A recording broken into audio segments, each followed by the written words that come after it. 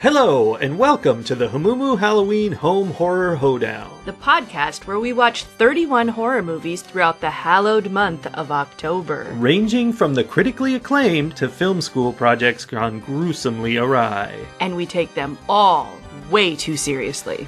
I'm your host, Mike Hummel. And I'm your host, Sully Hummel.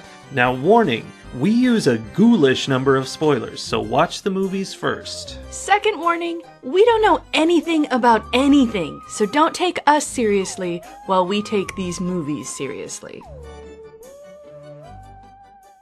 So, we recorded our last episode outside, and I think the sound came out great. And then it poured rain today, so we can't be outside because it's very loud.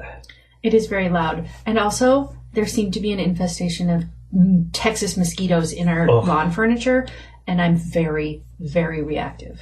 They are bad news. That could be a horror movie. Yes, the Texas mosquito. So anyway, we are in our new recording studio. Yes! We have moved from... Where were we recording before? Well, the other bedroom. Yes, we recorded in the guest bedroom, and then we recorded on the patio. And now we are in a bathroom that we can't use as a bathroom for the next month because we've covered it in blankets. It's a little weird. I'm going to put a picture of this on my blog because it's going to be very interesting. It is very interesting. I have already Instagrammed it because I am young and hip. You're just so hip. Speaking of hip, young things, what movie did we watch? Well, so today we are going to talk about the movie Shutter. That's Shutter with two T's. Shutter. Like a camera shutter. A camera? A camera shutter. Shutter is from 2004, so it's a little bit older, which seems weird to say that with a year that starts in 2000, but... Yeah. Yeah. 16 years ago. And we watched it on Netflix. We did, and it is, as far as I can think, don't have records in front of me, I think it's our first Thai movie. Really? I think so. It is definitely our first foreign language film. I was going to say first foreign film, No. But we watched a Canadian movie last time.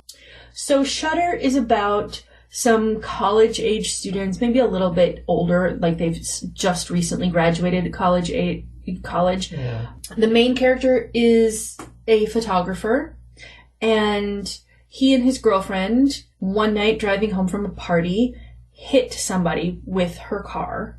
They did. And then they drive away. And then... Which was totally his idea. It was totally his idea. And so then the whole movie is like this kind of slide into madness as this ghost is haunting them, and they're trying to figure out, who it is, first of all, which I'm like, duh. And then what they can do, like how do they free themselves from this apparition. Yeah, but there is a twist in that. There is. That is who it is, but not because of the car accident. Yes. Car accident didn't happen. I mean, the accident happened, but... But she wasn't really there. Dead. She was already a ghost at that point because she was already dead. Yes. So basically that's the rundown of this movie.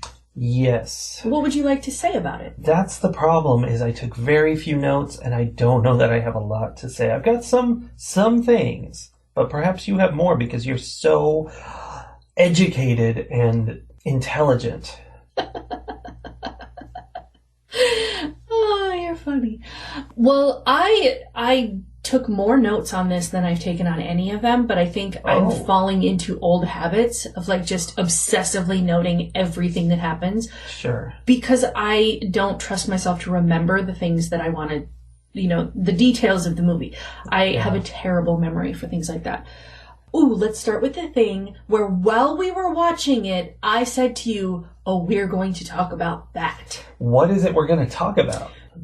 At one point, Tun, the main character, the photographer, is having a nightmare in which he sees his girlfriend, Jane, sitting like in a auditorium-style lecture hall kind of thing at the school. He sees her sitting there and he walks toward her, and right when he gets there, a drop of blood drops onto her notebook, and we're like, what? Because we still haven't seen her face. She turns around and her face, like she's bleeding from the eyes and from the mouth, and that was shocking enough. And then we see a pile of teeth fall onto the notebook. Yeah, like, not just teeth, like bloody, gross teeth. Yeah, I wasn't sure they were teeth. It was either teeth or like gross, white globs. And I'm happier with teeth, honestly. Really, because I was super not happy with that. It wasn't good. I disliked that so very much. But the thing I wanted to talk about there is the reason I disliked it is that one of the things that I regularly have nightmares about is that my teeth are getting loose in my mouth. Of course. Like, I'll wake up very concerned that I have to go see the dentist because my teeth are so loose that I'm afraid they're going to start falling out. Yeah, and my experience is actually the opposite. My common nightmare is that my teeth get tight because my two front teeth actually do overlap. They're like pushing against each other. And in my nightmares, they push against each other until they crack and fall apart, and they're broken, and it's horrible. And I have had times where in the middle of the day, I'll suddenly put my tongue against my teeth and go, oh, okay, it's fine. Like in that moment, I realized I spent the whole morning assuming my teeth were destroyed and apparently not doing anything about it. Right, that was just how you were going to have to live. Yeah. And that's the thing, like, the whole idea of my teeth falling out, it's scary to me on a very, very deep, like, real life level. I don't want my teeth to fall out. True. I've heard that means you're dreaming about aging, or you're scared about aging. I don't know. I mean, it might just be about your teeth. I don't know. But anyway, it was tapping into a very real fear that I have. Mm-hmm. I don't spend all day every day worrying about my teeth falling out, but it's clearly something that's in my brain because it comes up in nightmares regularly. And then they did it in such a, like, graphically disgusting way. Like, pretty gross. It was definitely, I want to think about this because we watched a movie where a girl cut 5 heads off with a kitchen knife. Yeah. But I feel like this movie, Shudder, has been the most graphically disturbing and gory of the movies that we've watched this month. I think so. It's really very kind of standard horror movie stuff, the standard Asian horror movie. Yeah. With the ghost chasing them around and climbing up the bed. That's a classic. Where the ghost is at the end of the bed and, like, first pulls the blanket off of the person very slowly. And I don't understand why that is so terrifying, but it is terrifying. And then, of course, you look down the bed and there's just half, the top half of a head and creepy eyes staring at you. Yeah. It's scary. You don't want to lose those sheets. Actually, that reminds me of another thing that I said while we were watching it, is that I feel like the use of that imagery to be horrific comes from the minds of people who have experienced sleep paralysis. Because there's a face at the end of my bed staring at me. Sure. Is one of the things that people who experience sleep paralysis describe often. Well, and then kind of hanging over you, like when they crawl up the bed and they're on you and you can't do anything about it. Yeah. I mean, not that every director who includes that has sleep paralysis, but, like, that idea, I think, it came from someone who had sleep paralysis. Other super scary things in this movie, to me, were, like, toward the end when he's trying to escape from her and she's crawling at him. That whole, like, Asian ghost, creepy crawling broken arm along the floor thing, it is so unsettling to me.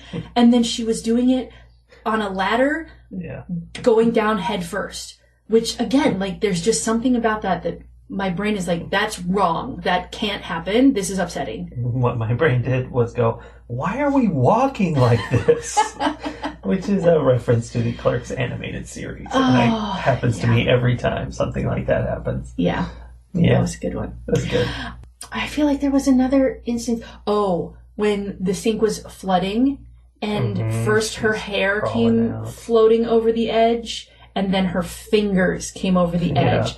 So creepy. Yeah, it feels like this was 2004. I don't have the other information in front of me, but it feels like this was really riding the Ring wave.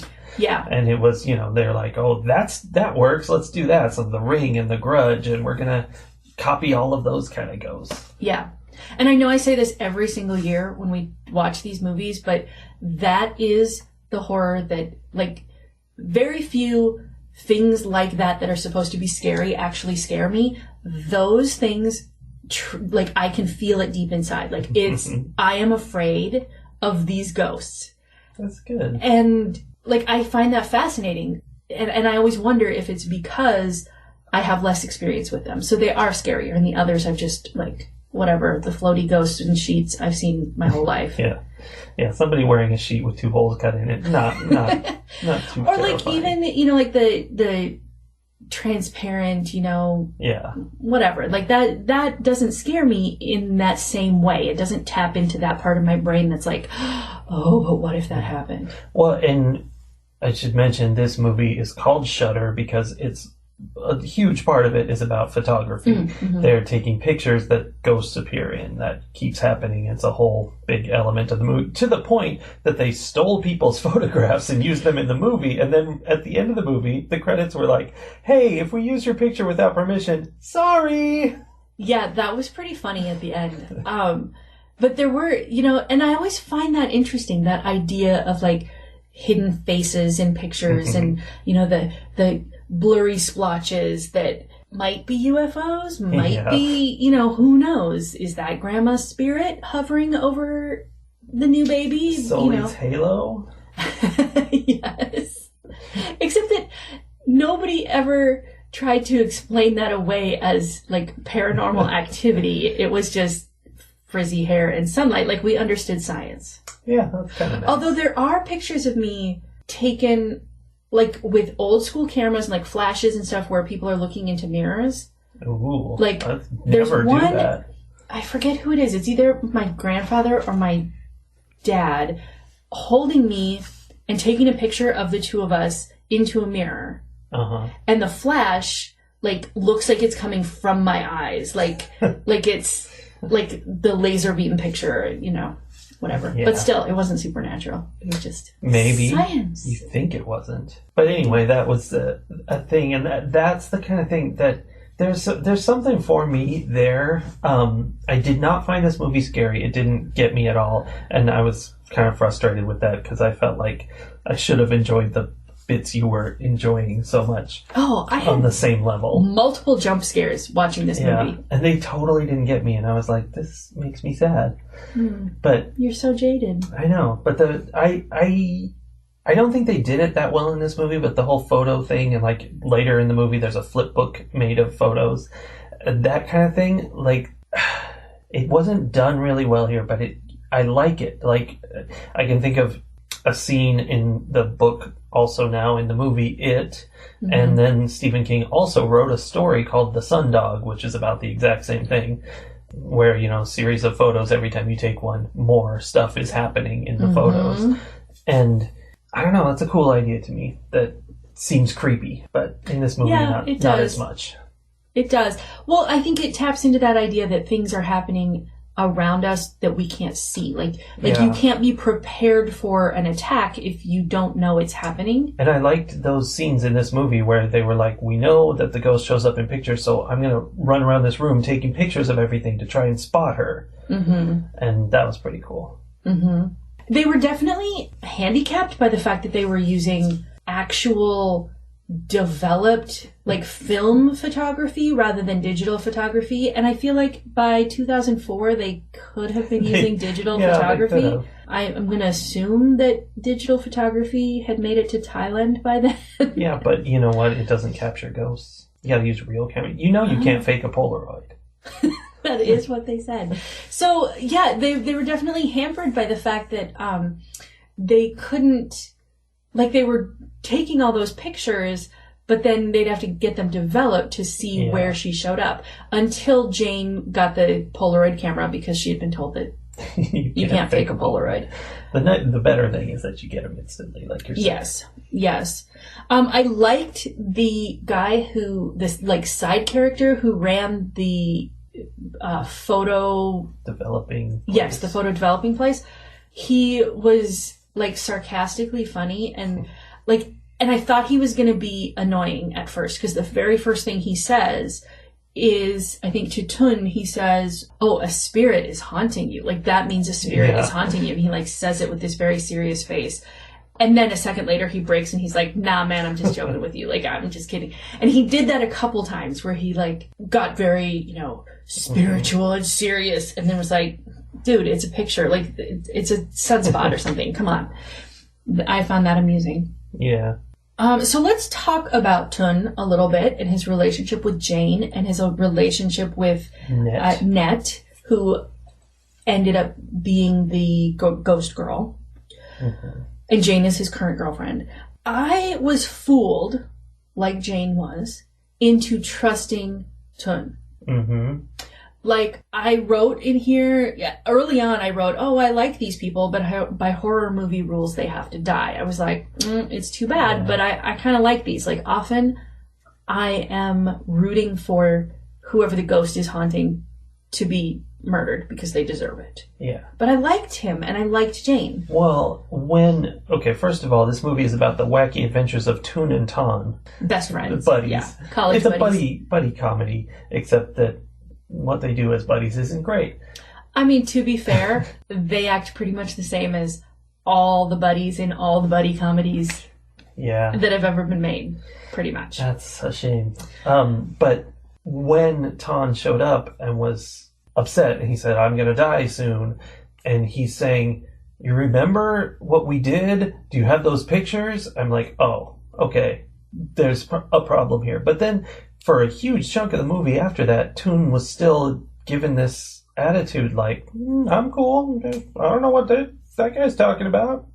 And not only that, but he gave off this like very sincere apology. Like, he was so sorry for what he was saying he had done to Net. Like, he broke up with her in a bad way, and he had a story, right? That she was weird. People thought she was odd. So when he was dating her, like, he didn't tell people, and he was ashamed of her.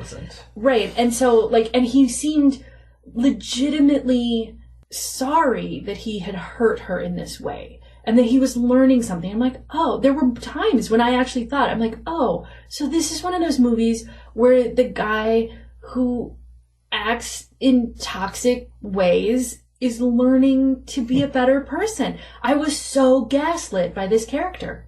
Yeah, he kept it very much covered up to a point that didn't seem realistic. Like, at the end, it's like they hadn't told him when he was reading the script, he only had the good guy part of it. And then he's like, haha, reveal that you actually did this terrible thing. You were actually part of this horrible, horrible thing. Yeah. So it was interesting, though, how I was able to feel how Jane felt. Yeah. Because I was upset at first, and then I was like, okay, no, I can forgive him. He's genuinely remorseful. It's okay. And then that massive betrayal at the end. Like, I was following along with Jane's emotional journey in this story.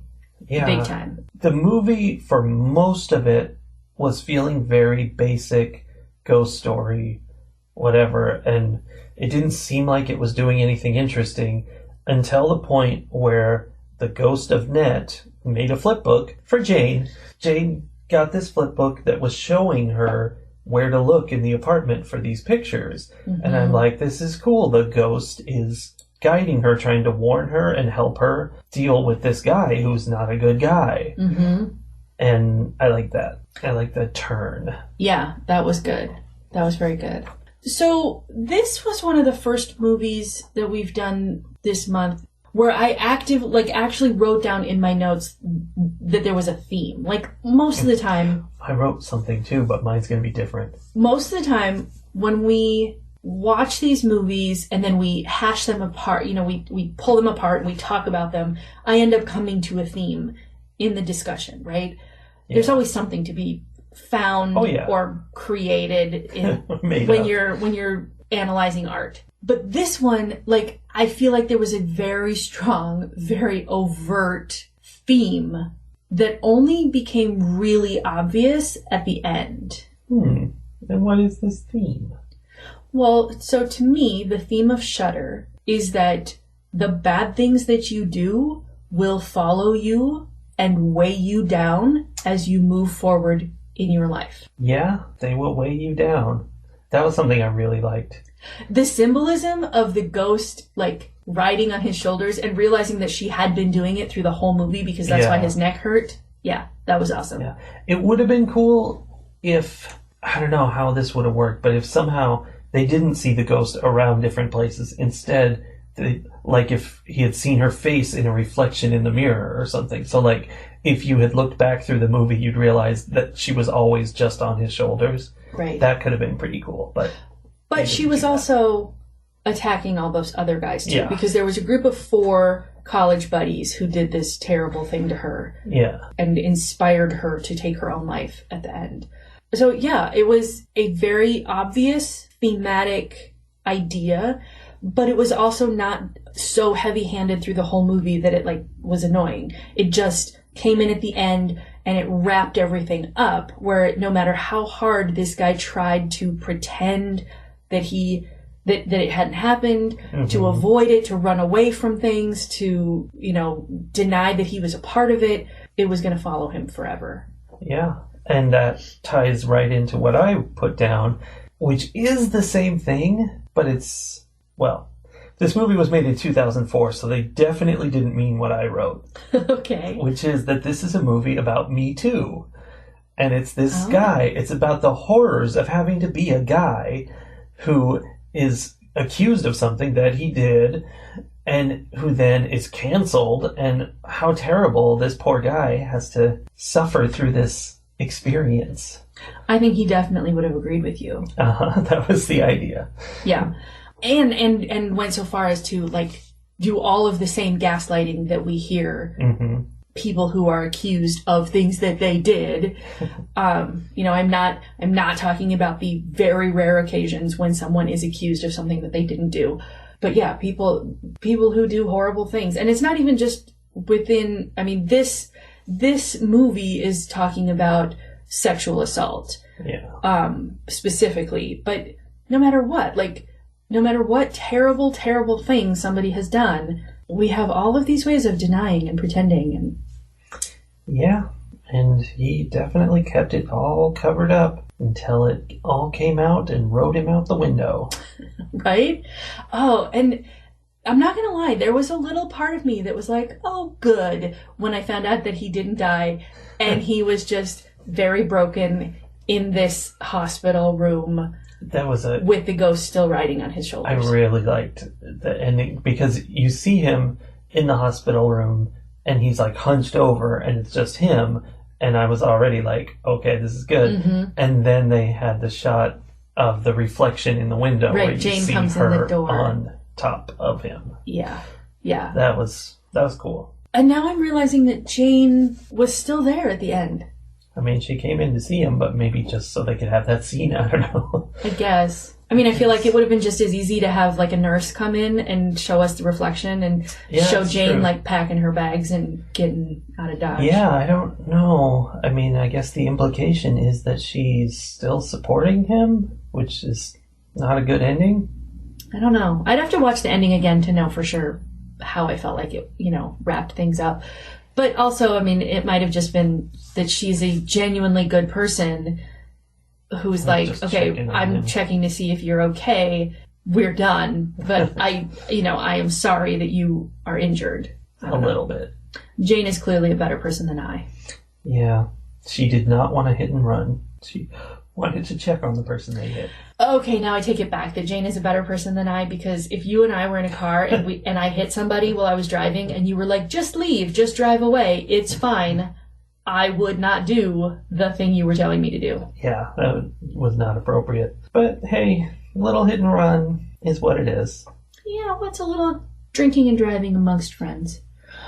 Yeah, and other crimes. Man. Yeah, not great. Not great. Not great. That was actually the note I had about Tun, was he solves every problem by walking away from it. Because it started with the hit and run where he's like, oh, let's not worry about it, let's just get out of here. Mm-hmm. And then it kept going, like with the ghost coming after them, he's like, just leave. And she's like, we gotta do this, we gotta figure this out. And he's like, no, I'm going. And with the visiting Net's mom, he was like, no, we're gonna get out of here. And yeah, it was always just run away from it. So I'm glad he got caught. Yeah, it was very interesting. It's funny to me that I have very high up in my notes, I like these people. And then later down, I have the note, Tun is not a good guy. No, he is not.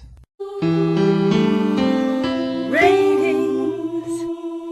After watching the movie last night, I felt like it wasn't that great. I mean, like I said, it was really riding the wave of The Grudge and The Ring, and it was trying to do some of that. It was kind of like a low budget, it wasn't really low budget, but, low rent version of that. But then now we've talked about it, and I'm kind of enjoying all the point to what the ghost was doing and stuff. And I did really, even as when we were watching it, I really liked the stuff about the ghost riding on his neck and his neck pain being a problem. And the way it kind of came out too, like there were people whispering things to him that they weren't really saying. It was the beating of that heart in the floor would not leave him alone.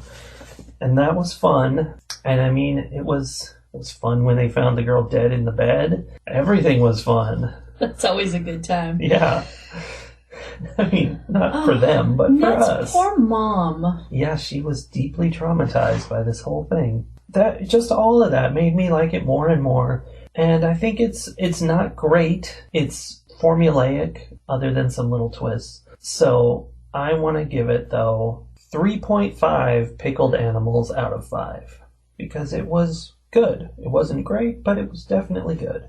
Yeah, I feel like I agree with you a lot about pretty much everything you said there. It gets a little bit of a bump for me because this is one of my favorite styles of horror movies. Yeah. I agree with just about everything you just said. It's not an inventive, innovative, fresh movie. Part of me wonders if we had watched it 16 years ago, if it might have felt a little fresher. Yeah, that's probably very true. I just looked up The Ring, and The Ring came out in 2002. Oh, so see, it wasn't... pretty close. Yeah, it hadn't... That style of movie hadn't been hugely popular in the United States for a long time at that point. I say in the United States because I don't know how long it had been popular before The Ring really made it a thing here. And I'm sure there were people who were watching those kinds of movies here before The Ring, but The Ring really brought it to popular culture more. This was the big one. Yeah. So this wasn't that long after that, and it probably felt a little fresher. It's like watching, Texas Chainsaw Massacre now, as opposed to watching it back in the 70s when it was made. It has a very different feel. So, I don't think it would have gotten a high score, except that it is one of my favorite styles of movie, or horror movie. And I really, really was impressed by how they convinced me, even though I was watching all of the things. In my notes, I wrote down, Tun is not a good guy. And I still was gaslit into, wanting to forgive him. Wanting to believe that he was going to become a good guy until the very end. And so that was an impressive piece of storytelling to me. Usually I'm pretty wary of that sort of thing, and I would have watched it and been like, girl, you need to get away from this guy. He is not what he's pretending to be. I bought in. Yeah. So that's interesting to me.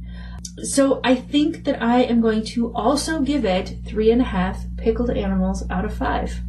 All right. I think Agreement. There's that's including probably a full point's worth of bump above what it was just generally as a movie. Yeah. I mean, it wasn't bad. It just wasn't. Most of it was bland.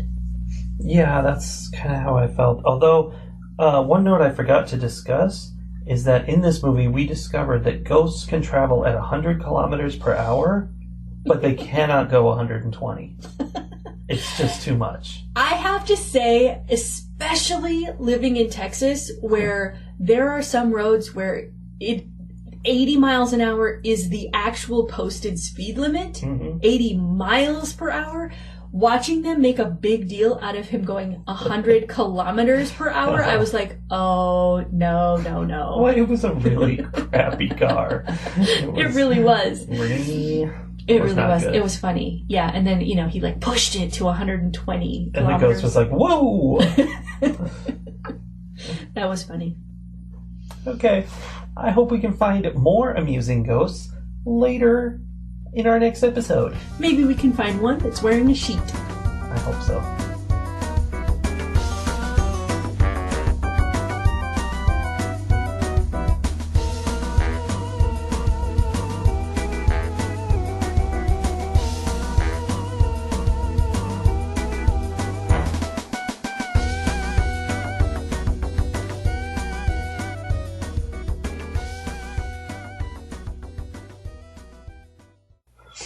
Okay, you have to finish the mint in your mouth before we can record.